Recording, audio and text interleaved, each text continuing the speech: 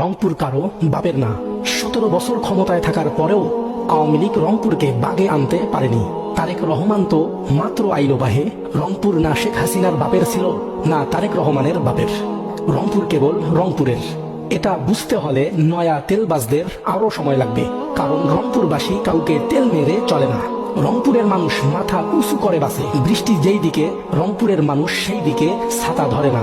রংপুরবাসী নিজের যোগ্যতায় বুক ফুলিয়ে থাকে। মনে রেখো হে সুশীল সমাজের মুখোশধারী বহুরূপী শয়তানের দল, রংপুরবাসী সারা জীবন বৈষম্যের শিকার হয়েও কখনো অন্যেরটা ছিনিয়ে নেয়নি।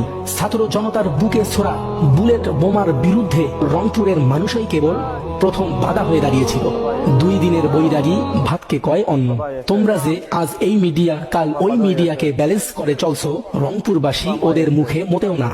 রংপুরবাসী নিজের উন্নয়ন নিজেই করবে ইনশাল্লাহ, কারণ রংপুরবাসী স্রোতের বিপরীতে চলতে জানে। যেই মিডিয়া আজ তোমাদের ক্ষমতা এনে দিল, আগামী 5 বছর তাদেরটা চুষেই তোমাদের ক্ষমতায় থাকতে হবে।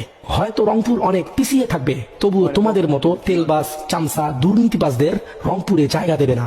রংপুর কারো বাপের না, রংপুর কেবল রংপুরের। আলহামদুলিল্লাহ, আমরা গর্বিত রংপুরের মানুষ হিসাবে।